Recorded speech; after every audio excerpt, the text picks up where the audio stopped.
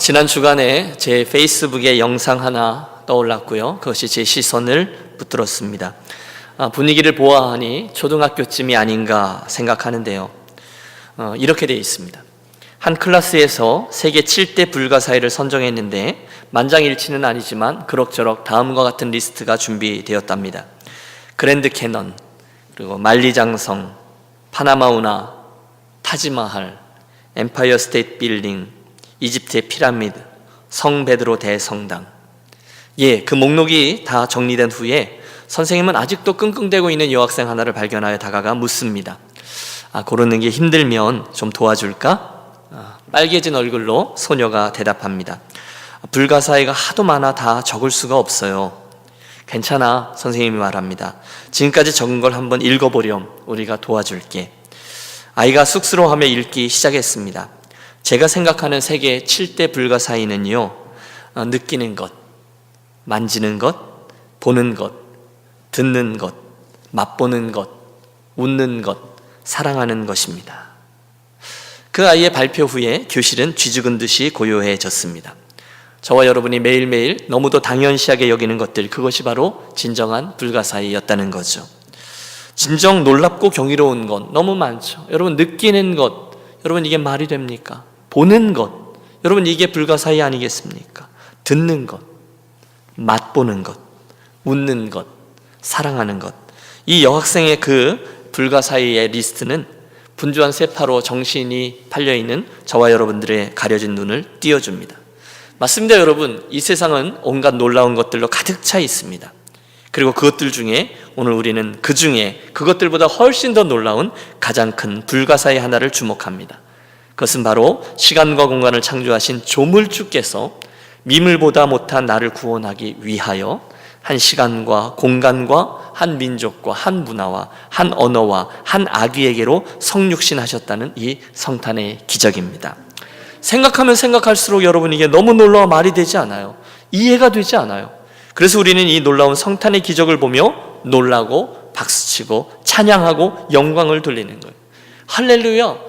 다른 언어로 표현이 안 되잖아요. 주, 그분이 탄생하셨습니다. 할렐루야, 참으로 놀랍습니다. 할렐루야, 주께 영광 돌립니다. 사실 여러분, 기독교는 이 세상의 상식과 논리를 뒤집는 역설들로 가득합니다. 주님은 우리들에게 높아지려면 낮아지라 말씀하십니다. 낮아지려는 자는 높아진다 말씀하십니다. 누군가 오른편 뺨을 치면 왼편을 내어놓으라 하십니다. 먼저 하나님의 나라와 그분의 의를 구하면 나머지 것들은 따라오게 될 거라고 약속하십니다. 너 가진 것 먼저 팔아서 가난한 자들에게 주고 너는 나를 쫓으라 말씀하십니다. 여러분, 다 역설이에요. 십자가는 어떻습니까? 저주와 멸시와 치욕의 상징으로 여기며 절레절레 고개를 흔들게 하던 잔인한 사형틀이 일단 그 십자가가 주님께 붙잡히자 죄인을 구원하시는 하나님의 은혜의 자리로 바뀌어 버렸습니다. 말이 되지 않는 패러독스라는 거죠. 하지만 이 모든 역설들 가운데 가장 놀랍고 또 놀라운 것은 단연코 하나님께서 우리를 구원하시려 사람의 몸을 입으시고 이 땅에 태어나셨다라는 성탄의 이야기일 것입니다. 여러분, 오늘의 본문은 2000년 전 그 첫 번째 성탄의 밤에 일어났던 놀라운 일이 기록되어 있습니다. 그때에 가이사 아구스도가 영을 내려 천하로 다 호적하라 하였으니 그 말을 듣고 모든 사람이 호적하러 각기 고향으로 돌아가서, 여러분 보세요. 세상을 쥐었다 폈다 하는 이 세상의 왕 가이사 아구스도가 있습니다. 누구나 그 사람이 이 세상을 다스린다고 생각했습니다. 실제로 그가 천하로 호적하라 명령 한마디를 내리자 모든 사람들이 일사불란하게 움직여 고향으로 이동하기까지 했습니다. 그런데 바로 그런 시기에 그런 이 세상의 왕과는 비교할 수 없는 만왕의 왕 예수께서 가장 구석진 변두리 팔레스틴의 작은 동네 베들레헴, 그곳에 연약한 아기의 모습으로 오셔서 더러운 짐승 구유에 누이셨다는 거예요. 그 어린 주 예수 누울 자리 없어 그 귀하신 몸이 구유에 있네. 저 하늘의 별들 반짝이는데 그 어린 주 예수 꼴 위에 자네. 여러분, 정말로 생각해 보십시오. 저 우주의 창조자이시고 모든 왕들 중에 왕이신 그분께서 이 세상에 오셨는데 뜻밖에도 그분은 가장 연약한 어린 아기의 모습으로, 그것도 가장 낮고 천한 곳, 그 말 구유에 누워 계십니다. 첫 번째 성탄의 모습이에요. 오늘 우리들의 시선은 가장 먼저 그 성탄의 밤, 예수님의 성탄을 바르게 맞이하던 이들에게로 향합니다. 여러분, 그 첫 번째 성탄의 밤에 출연하던 이들은 어떻게 예수님의 성탄을 맞이하고 있습니까? 가장 먼저 그들은 예수님의 성탄을 보고 크게 놀라워했어요. 경이로움입니다. 우선 마리아예요. 여러분 누가복음 1장을 보십시오. 마리아가 찬양합니다. 능하신 그분이 큰 일을 행하셨으니. 이해가 되지 않아요. 그녀는 이 일을 경이로운 눈으로 바라보았습니다. 주의 사자가 현현했을 때 들판의 목자들도 마찬가지죠. 무서워 말라, 내가 온 백성에게 미칠 큰 기쁨의 좋은 소식을 너희에게 전하노라. 오늘날 다윗의 동네에 너희를 위하여 구주가 나셨으니 곧 그리스도 주시니라. 그들도 크게 놀라고 또 두려워했다라고 기록하고 있습니다. 맞아요, 여러분. 저와 여러분은 온 우주 만왕의 왕 창조자이신 그 하나님이 이 세상에 한 아기의 몸으로 성육신하셨다라는 놀라운 기적을 대하며 진정한 경이로움으로 대하셔야만 할 것입니다. 정말로 그 놀랍게 그것을 바라보시라는 거예요. 크리스마스가 또 왔네. 여기 모레 갔더니 캐롤도 나오고 아이들하고 사진 찍는 그 산타도 다시금 나오고 또 한 해가 이렇게 가는구나. 여러분 그러시면 안 된다는 거예요. 대신에 이 성탄의 주일, 성탄일 날 이 성탄의 의미를 묵상하시고, 그래서 하나님이신 그분이 임마누엘로 내 옆에 함께하기 위해서 물질 세계로 들어오셨구나. 참으로 놀랍고 신비하다. 경이로움으로 이 성탄을 대하셔야만 할 것입니다. 둘째, 이 성탄을 대했던 사람들은요, 놀라운 일을 자기들의 경험과 이성으로 이해할 수 없지만 그 기적을 그냥 믿음으로 받아들였다는 것도 우리 기억해야 될 거예요. 여러분 겸손입니다. 그들은 그 성탄을요 이해하며 온몸으로 받아들였습니다. 특별히 마리아의 순종은 눈에 부시도록 아름답습니다. 가브리엘이 현현하잖아요. 성령이 내게 임하시고 지극히 높으신 이의 능력이 너를 덮으시리니 이러므로 나실 바 거룩한 자는 하나님의 아들이라 일컬으리라. 여러분 그 이야기를 듣고 티네이저였던 이 마리아가 이 모든 상황을 이해하게 됐을까요? 온 우주를 품어낸다는 이 소리를 말입니다. 그러지 못했을 거예요. 그러나 그럼에도 불구하고 놀랍게도 그녀는 그 사실을 그대로 받아들이고 순종을 시작합니다. 주의 계집종이오니 말씀대로 이루어지리이다. 받아들였다는 거예요. 여러분 그 옆에 있던 요셉도 만만치 않죠. 그 기가 막힌 상황에서 배신감과 충격으로 반응하지 않고 마리아를 케어하죠. 이것을 알리지 않고 가만히 끊고자 하여 그때 천사가 나타나 말합니다. 다윗의 자손 요셉아, 내 아내 마리아 데려오기를 무서워하지 말라. 저에게 잉태된 자는 성령으로 된 것이라. 아들을 낳으리니 이름을 예수라 하라. 이는 그가 자기 백성을 저희 죄에서 구원할 자이심이라 하니라. 여러분 요셉이라고 해서 지금 그 천사가 했던 말, 자기 눈앞에 펼쳐지는 이 어마어마한 스토리를 이해했겠습니까? 그러지 못했을 겁니다. 하지만 놀라운 것은 요셉은 그 이해되지 아니하는 성탄의 사건을 그대로 받아들였다는 거예요. 여러분 많은 사람들이 여기에 걸려 넘어지잖아요. 다른 건 다 믿어도 동정녀 탄생만은 못 믿겠다고 하는 교수들이 많이 있어요. 제발 나를 이해시켜 주십시오. 다른 건 다 양보해도 이것만은 믿을 수가 없어요. 제가 말씀드렸나요? 오래전에 서울의 연예인교회 그곳에 있던 한 성경 공부 클래스에서 어떤 분이 그 문제에 걸려서 더 이상 나가지를 못하고 계셨다는 거예요. 아니 이 세상에 믿을 게 따로 있지. 어떻게 처녀가 남자 없이 임신을 했다는 걸 나보러 믿으라고. 그걸 마태복음 1장에 써놓고 그걸 믿고 2장으로 넘어가래. 이게 말이 되지 않잖아요. 제발 누가 나를 좀 이해시켜 주세요. 여러분 클래스에서 성경 공부 클래스에서 이렇게 버티고 있으니 이게 진도가 나가지 않는 거예요. 한참 실갱이가 벌어졌는데 가만히 이걸 지켜보고 있던 코미디계의 전설 구봉서 장로님이 그분을 향해서 냅다 이렇게 소리를 지르셨다는 거죠. 야, 지 서방도 믿는데 네가 뭔데 난리야? 그랬다는 거예요. 상황 종료. 여러분 성탄은요 머리로 이해해서 받아들이는 게 아니라 믿음으로 받아들이고 입술로 고백하는 진리인 줄로 믿습니다. 믿습니다. 여러분 제가 뭘 말씀드렸는지 여러분 아멘 제대로 하셔야 돼요. 성탄은요 놀라운 신비는요 이해해서 받아들이는 게 아니라 믿음으로 믿고 아멘 고백하면 그제서야 믿어지는 진리인 줄로 믿으시기 바랍니다. 이게 중요해요.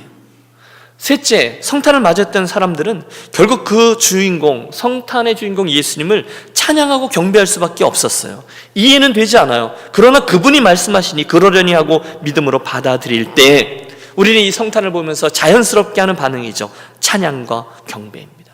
여러분 누가 이해할 수 있었겠어요? 천군 천사가 이해했겠어요? 못했어요. 그들은 저 우주에서 이 놀라운 성육신을 바라보면서 찬양하잖아요. 지극히 높은 곳에서는 하나님께 영광이요 땅에서는 기뻐하심을 입은 사람들 중에 평화로다. 여러분 마리아의 유명한 찬가가 있죠. 내 영혼이 주를 찬양하며 내 마음이 하나님 내 구주를 기뻐하였으면 그 계집종의 비천함을 돌아보셨습니다. 멀리서 그 별을 보고 찾아온 동방박사들도 황금과 유향과 몰약을 가지고 나와 그분을 경배하며 예배합니다. 경배예요. 찬양이에요. 그러므로 이상의 기록을 지켜보신 유년 가족들 모두는 우리 이번 성탄을 대하시면서 그들과 똑같이 반응하기로 하겠습니다. 우선 사랑하는 유년 가족 여러분, 이 땅에 성육신 하셨다는 것, 그분이 나를 사랑하셔서 죄와 멸망으로부터 나를 구원하시려 탄생하셨다는 이 기적을 보면서 우리 함께 놀라워하겠습니다. 와, 정말요? 우와, 하나님 너무너무 대단하세요. 이성과 경험으로는 이해되지 않죠. 그렇지만 이 기적은 나를 위한 축복으로 받아들이는 걸, 이 성탄의 기적은 나를 위한 것이었군요. 그리고 나서 이제 함께 그분을 찬양하며 경배합니다. 놀라운 일을 행하신 주님, 임마누엘, 내가 주님을 소리 높여 찬양합니다. 그때야 저와 여러분의 오늘 이 성탄 예배가 진정 의미 있는 예배로 화하게 될 줄로 믿습니다. 여러분 함께 기억하겠어요? 이 성탄의 아침에 그러므로 저와 여러분이 가장 먼저 해야 될 일은, 첫째, 성탄으로 인해서 놀라는 거예요. 그리고 둘째, 그 성탄의 놀라운 소식을 나의 것으로 받아들이고 믿는 거예요. 그리고 이 성탄을 진심으로 찬양하고 경배하는 거예요. 여러분, 엑스마스라고 하잖아요. 엑스가 그리스도예요. 마스는 예배예요. 진정한 성탄 엑스마스는 그리스도께 예배하는 것입니다. 그리고 나서 저는 이 진정한 성탄의 의미를 맞이한 다음에 오늘 저는 여러분과 함께 어떻게 하면 그 성탄을 받아들인 우리가 이 성탄대로 살아낼 수 있는가를 고민하려고 합니다. 따라해 주십시오. 오늘 성탄의 스피릿으로 살아가려면, 이 크리스마스의 영성을 우리가 받아서 우리가 그 크리스마스를 살아내야 된다는 거예요. 구체적인 삶에서 어떻게 사는 게 내가 예수님의 성탄을 받아들인 자로 그 의미를 제대로 살아내는 것일까요? 세 가지로 여러분과 함께 묵상합니다. 첫째, 예수님의 성탄을, 오늘 그 성탄의 스피릿을 가지고 내가 그렇게 살아낸다는 것은 저와 여러분이 일부러 강함을 취하지 않는 것을 의미합니다. 따라해 주세요. 강함을 취하지 않는다. 예. 여러분, 그날 전능하신 하나님, 다른 표현이 없잖아요. 전능하신 하나님께서 연약한 한 아기의 모습을 취하신 것은 이 성탄의 영성에 낮아짐, 자기 포기, 겸손, 연약함이 있다라는 것을 말해줍니다.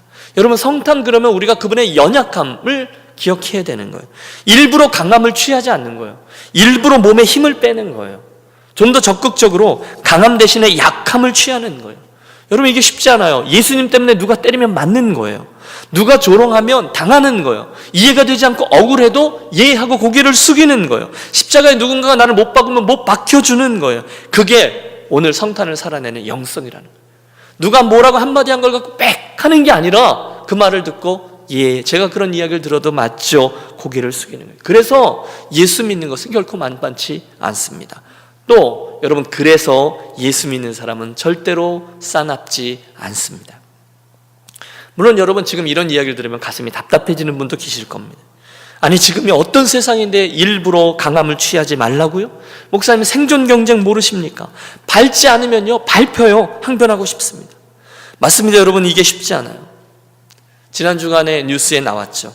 한국에 기독교 가치를 표방한다라고 알려져 있는 대기업 하나가 아르바이트를 하는 이들의 임금을 줄어들도록 계산해서, 제가 그 방법은 모르겠어요. 그냥 뉴스에 난 대로 그 아르바이트 하는 이들의 임금을 줄여들게 계산해서 임금을 일부러 낮게 지출했다. 그래서 84억인가 부당하게 이득을 취했다. 이런 의혹으로 얼마나 욕을 먹고 있는지 묻습니다.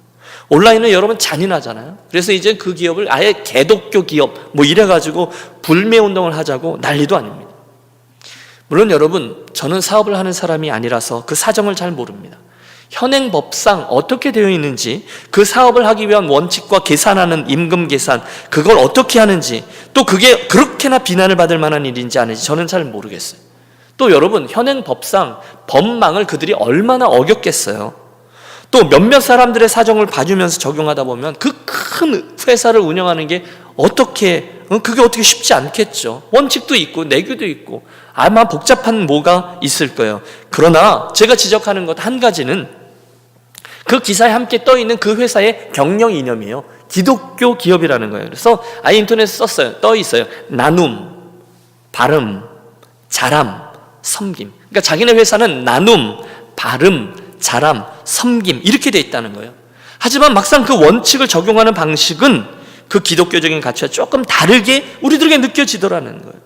여러분, 이 전과자는 서럽다고요. 그 기업은요, 이미 여러 번 기업을 운영하는 방식에 의해서 세상 사람들에게 비판과 물의를 일으키는 그런 대상이 되었어요. 저의 바람은 이겁니다. 그 기업이 자기들이 정말로 기독교적인 가치를 가지고 사업을 하고 있는지를 자문해 보는 거예요.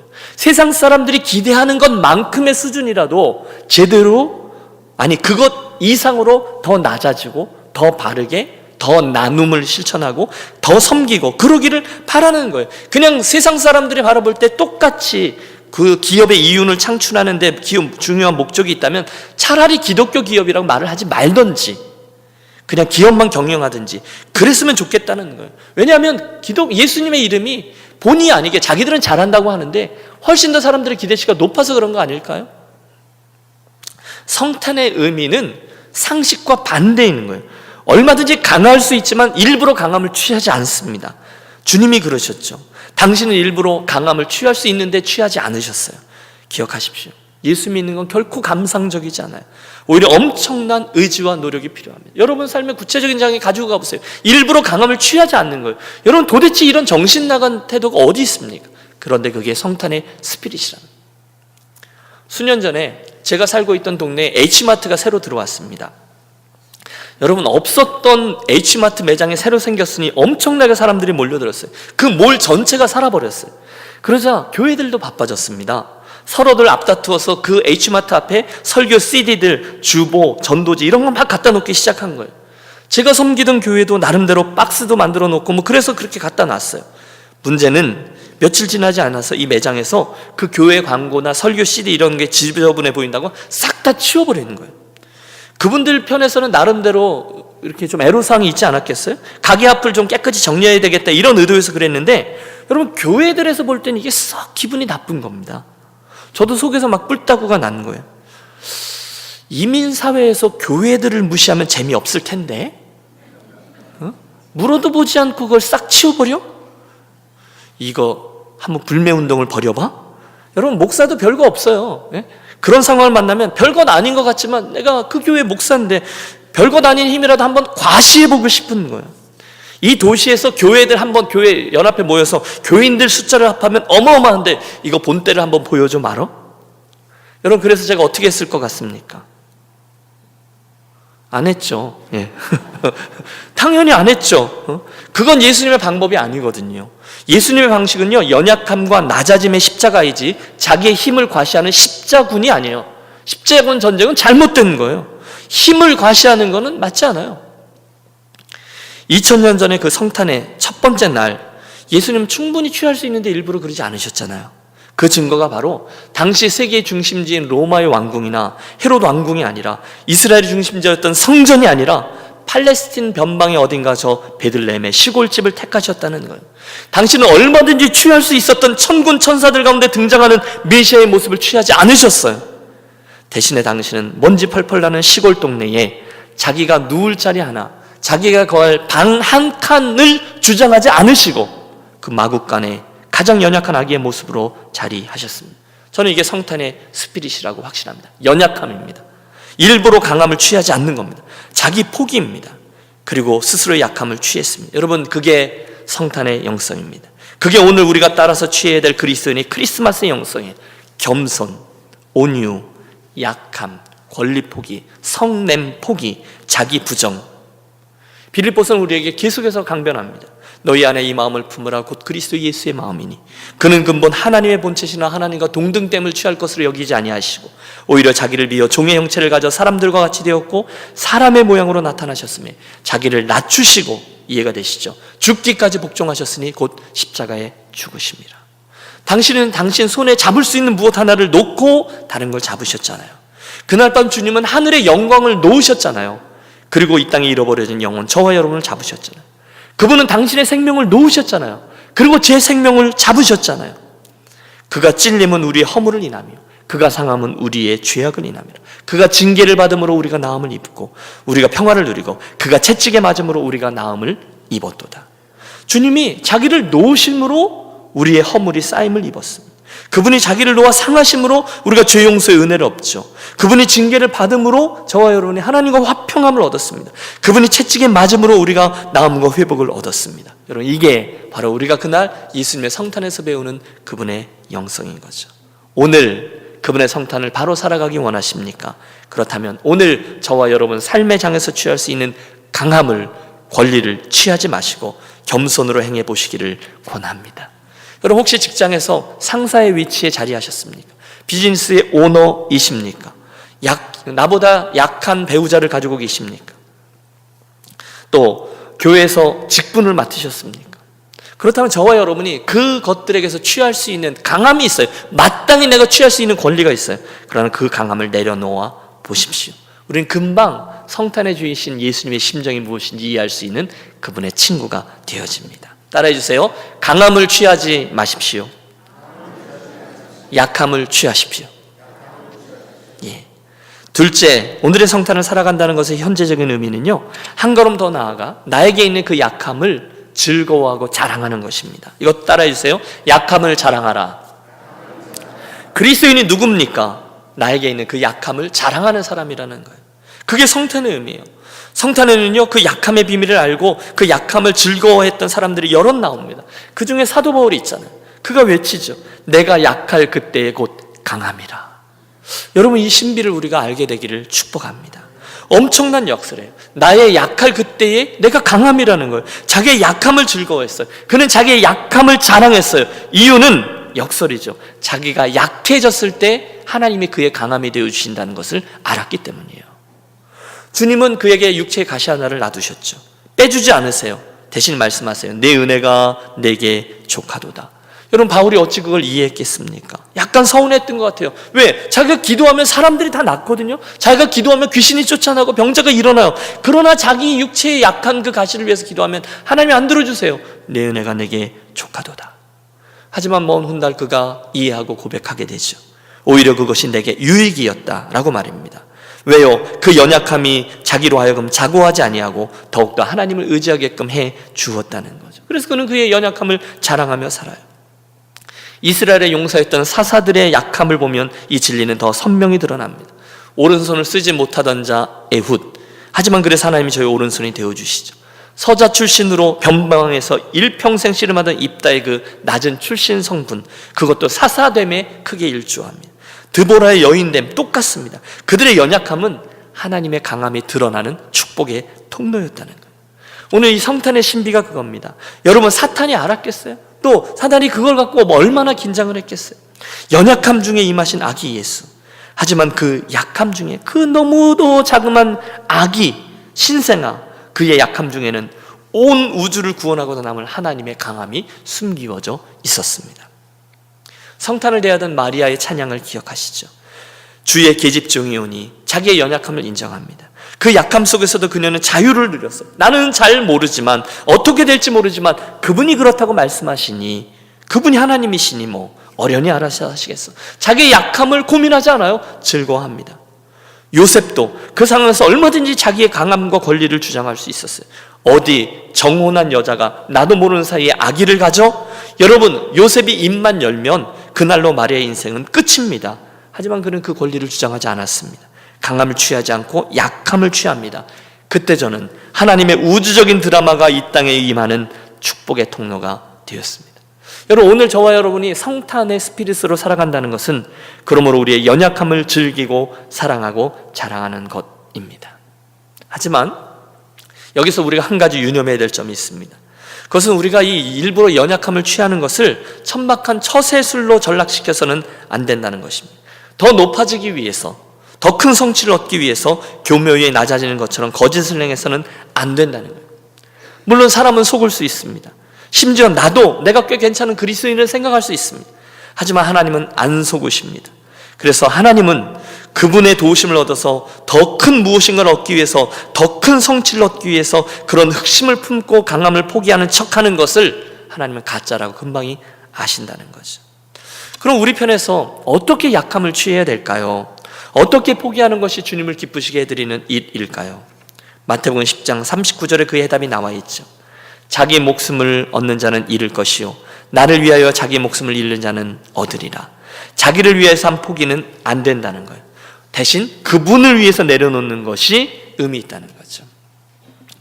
두 번째를 정리해드리죠. 오늘의 성탄을 살아내는 방법, 나의 연약함을 즐거워하고 연약함 때문에 더 주님을 의지함으로 주님의 강함이 나에게 드러내는 것, 주님을 자랑하는 겁니다. 옆에서 이렇게 바라보니 저 사람 보면 뭐 내놓을 것도 없는데 저러지? 그런 누가 봐도 늘 즐겁게 낮아져요. 도대체 뭐냐? 그럴 때 나중에 예수 그리스도구나 이렇게 드러나는 것이 성탄의 스피릿이라는 거죠. 이것도 따라해주세요. 약함을 즐거워하고 자랑하라. 마지막 세 번째 포인트입니다. 우리가 오늘 예수님 성탄의 스피릿으로 산다는 것은 우리가 그 약함을 통해서 결국 예수님을 드러나게 되는 것을 의미합니다. 따라해주세요. 약함을 통해 예수님을 증거하라. 약함을 통해 예수님을 증거하라. 예수님의 자기 포기와 낮아짐, 그 성탄의 결과를 빌립보서는 이렇게 말씀하고 있습니다. 예수님이 이렇게 낮아지셨잖아요.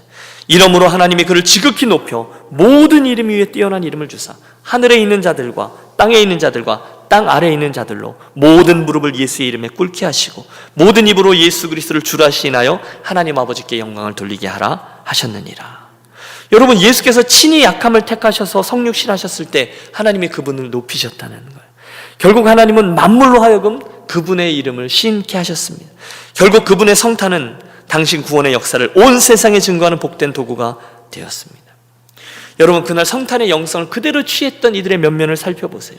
결국 마리아는 그녀의 고백 그대로 연약한 계집종이었지만, 요셉은 박력 없는 남성의 표상처럼 보였지만, 목자들은 한밤중에 졸다가 부르심을 입었지만, 성전에서 예수를 만났던 사가랴와 안나는 너무 늙었고 힘도 없었지만, 안나는 평생을 홀로 살며 조용히 성전에 머물렀지만, 뭐 하나 딱히 내세울 것이 없었지만, 여러분, 지금 이 모든 사람들의 공통점이 하나 있는데, 그들은 그들의 그 연약함을 통해서 예수 그리스도를 이 땅에 드러내는 통로로 사용됐다는 거예요.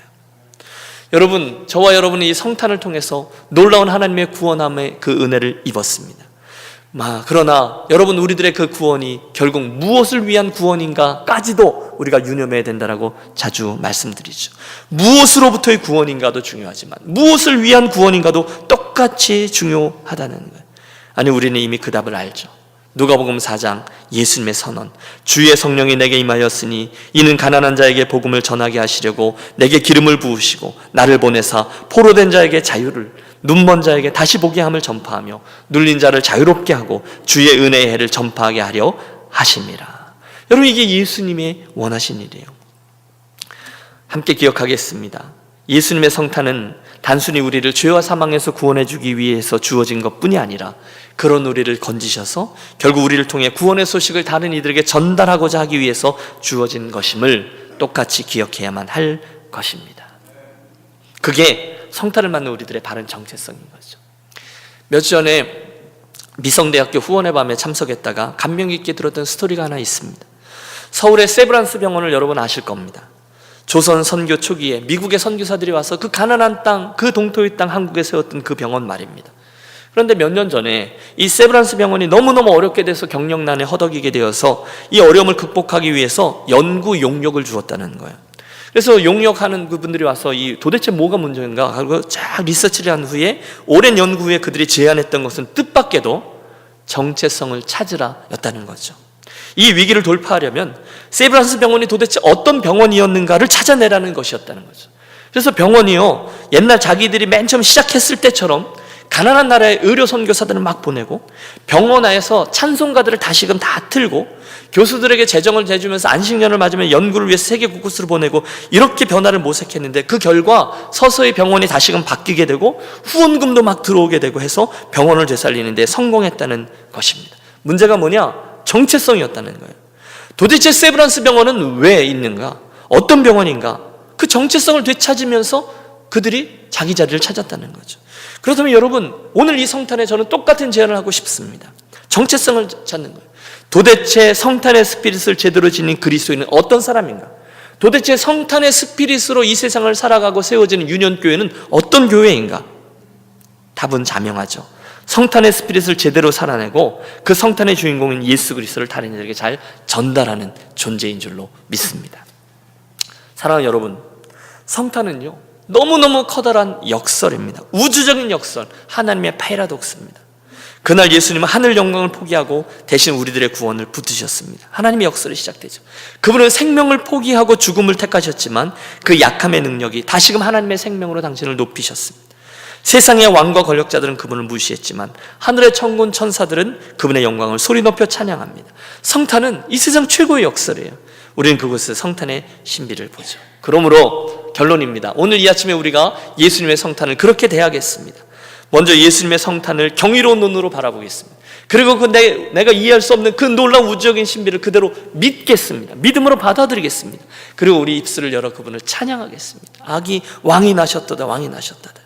그리고 나서 이제 그 놀라운 성탄을 우리의 삶으로 살아내겠습니다. 첫째, 강함을 취하지 않는 것, 일부러 취하잖아요. 둘째, 약함을 자랑하고 그리고 일부러 그렇게 취하고, 셋째, 그 약함의 주님을 증거함으로 오늘 이 성탄의 스피릿을 저와 여러분 삶의 장에서 그대로 살아내겠습니다. 쉽지 않아요. 왜냐하면 이 삶은 이 세상의 가치를 정면으로 대적하기 때문입니다. 그러나 우리 그렇게 할 거예요. 왜냐하면 예수님이 그렇게 하셨고 우리로 그 길을 가라 말씀하셨기 때문이죠. 제가 신학교 시절에 가장 감명 깊게 대했던 연설이 하나 있습니다. 설교 말고 연설입니다. 그것은 영국의 윈스턴 처칠 경이 옥스퍼드 대학의 졸업 연설자로 초대를 받아 세 마디 했던 연설이죠. Never give up, never give up, never give up. 그리고 탁 내려가는데 제 심금을 울렸습니다. 아니, 제 인생을 흔들었던 것이죠. 하지만 그 윈스턴 처칠의 멋진 연설과는 비할 바 되지 아니하는 또 다른 연설자가 2000년 전 그날 우주의 연단에 올라 서셨습니다. 그리고 온 세상 만물을 향해서 엄청난 성탄의 메시지를 선포하셨죠. 그분의 메시지는 이겁니다. Give up, give up, give up. 포기하라, 내려놓으라, 약함을 선택하라, 몸에 힘 빼라. 사랑하는 유년 가족 여러분, 이제 어떻게 하시겠습니까? 바라기는 그 성탄의 메시지 앞에 저와 여러분 모두 겸손함과 또 연약함으로 주님이 기대하시는 그 바른 제자됨, 그리스도인의 정체성을 회복하고 그렇게 살아가는 복된 성탄지기가 되시기를 주의 이름으로 축복합니다. 기도하겠습니다.